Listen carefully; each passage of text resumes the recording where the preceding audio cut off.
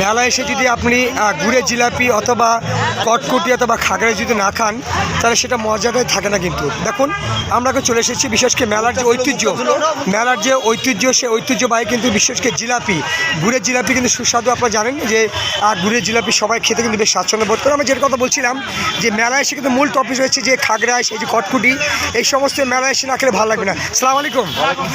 মেলার মূল ঐতিহ্যবাহী কী মনে হয় আপনার কাছে? মেলার মূল ঐতিহ্যবাহী রাইট রাইট। আপনি মেলায় এসে কি নিচ্ছেন? এই যে মিষ্টি জাতীয় জিনিস। আচ্ছা আম্মা, তোমার নাম কি মা? তুমি মেলায় কি নিয়েছো? ঘুরেছে রোয়া। চমৎকার চমৎকার। আপনারা দেখতে পাচ্ছেন যে এই মুহূর্তে আমরা বিশেষ করে বলেছি যে মেলায় এসে কিন্তু অবশ্যই কটকুটি অথবা জিলাপি কিন্তু না খেয়ে কিন্তু অবশ্যই ভুলবেন না। আমরা যেটা বলছিলাম যে দেখুন এখানে গরম গরম জিলাপি ভাসছেন।